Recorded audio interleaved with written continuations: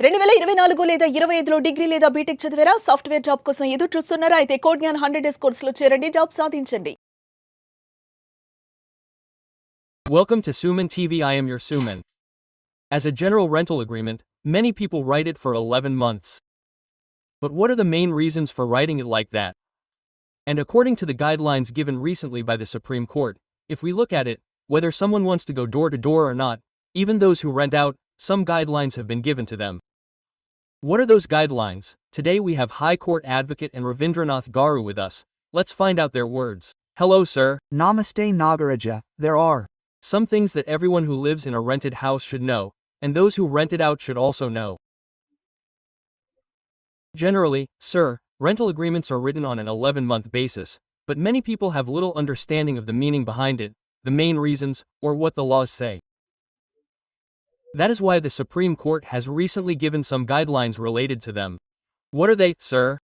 What is a rental agreement? When we rent a property, whether it is residential or commercial, it is common for everyone to write an agreement, but in the rental agreement, many people now mention this 11-month period, that is, a time period, as you said. The main implication behind this is that Nagaraja says that after 11 months, that is, after 12 months, when registering a property, there are 3 key points that work. One is the deposit amount and the rental amount. There is a rule that the document must be registered based on this. That is, if 12 months have passed, the property must be registered according to the Registration Act of 1908. That is, after 12 months, the registration charges amount must be avoided. This 11-month rule is a common routine in our society. If 12 months have passed, then it is mandatory to register, then it will not be valid. If 12 months have passed, both those registration charges are also taken into account. How much is the amount of the deposit and the rental amount? Mentioning these two, then both the person giving the rental and the person taking the rent must go to the registration office and register the document. Otherwise, the document that is more than 12 months old will not be valid, so they are mentioning it in 11 months. This 11-month document is this. Is it acceptable or 100% acceptable? Whatever is written in these 11 months, this document will also be valid. That is, in any case, writing a rental document should be made compulsory. If the rental document is not written, both the person giving the rent and the person staying for rent may face some problems. Now, as you said, the Supreme Court guidelines are also the same.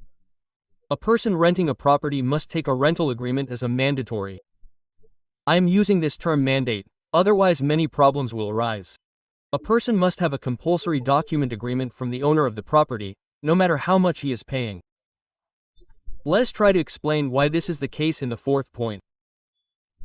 A person who rents a property mainly faces these 4 types of problems. One is that there is no rental agreement in the house, whether it is commercial or reception, or all of a sudden the owner of the house increases the rent. Until recently, I was paying 10,000 rupees in rent. I am not thin. I definitely have to pay 15,000 rupees in rent. That is, if there is no agreement between the two, according to the Act, according to the contract agreement as we are talking about, then it is like anarchy. There, 15,000 means 15,000. If you cannot pay the rent, you should immediately vacate.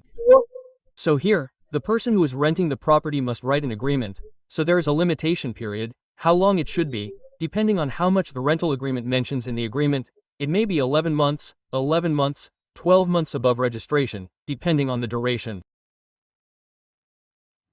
This is the main point number 2, security deposit is given, whether it is a month's advance or 3 months advance, or an advance that should be a running month. At such a time, whatever the deposit is, the amount of the deposit is, in some cases, when you leave without a rental agreement, you do not give us any amount, so you ask for immediate wake up. Then the person who has this rental has to tell whom and to whom, he said, the pain of telling him becomes a demand. Therefore, making the rental agreement mandatory is the 2nd point, and the 3rd point is that there is also a possibility of the owner of the house forcibly waking up without notice. He says that he woke up the woman with a thin idea. He says that there is actually a notice in the agreement that is compulsory. A 30-day prior priority notice should be given. If the house owner immediately asks for a vacancy at any time, if he gives priority 30 days in advance and mentions a class in the rental agreement that will be vacated according to that priority, there is no possibility of him asking him to vacate as an all-off son. This is a third point, and the fourth point is that legal disputes will arise.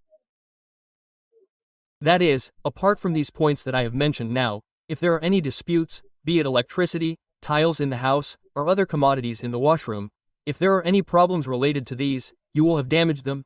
Otherwise, when I gave you the house, I gave you so many types of fans, so many acts, and so on. When some kind of allegation and obligation arises, if an agreement is written in advance, there is a possibility of avoiding these in terms of the agreement. So these 4 points are not the main ones. We can talk about many points, but many points are covered in this. So basically, without a rental agreement, there is a possibility that a person can stay there at any time. If it is important, there will be no problem for the owner, but if not, the person staying there will also have less chance of having a problem. So, while saying that writing a rental agreement is compulsory, what kind of points should be in a rental agreement? I will also tell you the mistake that most people make. What they do is that they say it is a rental agreement, they take it very easily, and there is a standard format in the market. According to that standard format, just cut, copy, paste, change the names, change the house address, do not change the security deposit. What happens when an advocate goes through? Why do you have to draft it? It changes from house to house. Commercial property to commercial property changes. Even if it is a rental property, what is the change? Those important changes mean that the asset that is there is given to you by the owner. I would say that you should mention it clearly according to the asset that the owner gives you, that is, including how many lights are there, how many fans are there, including if there are acts, how many acts are there. All the total items in the house should also be mentioned. This is something that the person who rents should talk about cautiously. Number 2, what should the person who rents say? In some cases, there is a possibility that people who rent the house can damage it. That is, they do physical damage. Number 2, they make demarcations in it. In some cases, what they do is put up partitions. That is, from a residential point of view, they take the property and put some partitions in it, and now they are somewhere. They are in the USA, they are somewhere else. There is also a possibility of making partitions and subleasing part of the property again. This happens in many places in rental matters, especially in these remote areas. Someone takes the owner and then divides the property into some partitions, and then there is a possibility of that property. In such cases, there is a possibility of the homeowner losing the rental. So, when all such precautions are taken, that is, when all such conditions are clearly mentioned, such as not making partitions, not making demarcations, whoever takes the house for rent, there is also some possibility of controlling the person who took it for rent. It is a commercial property. Whether it is commercial or residential, who should pay the water bill in that property? Who should pay the power supply bill, particularly property tax? Because of this, I have seen some properties. Property tax is also being levied on this rental. That means, in some cases, I also see the possibility of imposing it on those who are renting. That means, property tax is levied once every 6 months. It is also good to mention that property tax for those who have paid those rents. In some cases, how much was the cost and deposit amount taken? If there is any GST on the caution deposit, do you also pay GST? Do you also pay GST on the rents? In case, on which date should the person who has taken the rental pay the rent every month? If the payment is not made in that time, he will need to mention a 2%, 1.5%, or 1% delay charge, and also mention it in the document. What happens when you go legal with total complete information gathering is that no matter what problems arise between the two of them, this agreement bond will definitely have a scope. Another very common mistake is taking witnesses. Remember any legal document well. Any legal document without witnesses. Why is a document without witness signatures not useful? Many people think that witnesses are not needed when writing promissory notes, sale deeds, lease deeds are needed. They think that it is not needed for rental documents, but remember here, witnesses are very important in the inclusive rental document as well. What many people do when writing witnesses is that they just put their initials after the words witnesses. Now suppose Rabindranath wants to sign, he just puts RN initials. That is not the way witnesses' signatures are taken. One initial should definitely be put, the signature of the person doing it should be in bold letters with a bracket under that initial, and his name should be completely clear and clearly visible. Number 3 should also mention his contact number. In some cases, if he has an address, the address should also be mentioned. Whether to give Aadhaar card or not depends on the understanding between the two of them. Here Aadhaar is not a mandatory but clear information and clear address should also be there. A rental agreement document without the signatures of 2 witnesses does not have much validity. Be it a promise note, a sale data document or a gift document, clear information should also be taken into account in the rental agreement. Another thing that many people do is that when homeowners take the opportunity to escape GST, they ask to give us cash. But take the rental and mention it clearly. Since the amount I took is also a total white amount, I will give you the white amount. White amount means I will definitely do either a check or UPI transaction. If you do not have PhonePe or Google Pay, I will transfer it to your account. Avoid giving cash. If you do not have cash while you are talking, it will not be counted. Even when you are paying the amount to him, if he alleges that you did not pay the amount rent, you will not have any proof to talk to. So, make sure that everything is clear and transparent. As important as the sale agreement is, the rental agreement is also very important for those who are renting. It should have a validity date. When did you occupy the house? When do you want to vacate it? How much cost and deposit was paid? Who should pay the maintenance? Who should pay the power bill? Who should pay the property tax, etc. If you write complete information in total detail, our experts are saying that this document will be valid as per the guidelines given by the Supreme Court. Nagaraja Garu is great information.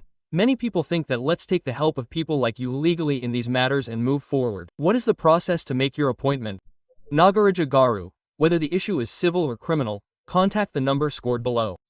Or WhatsApp, Legal T will definitely approach you. They will try to give you the information you need. If your issue is in court, they will also try to resolve that dispute.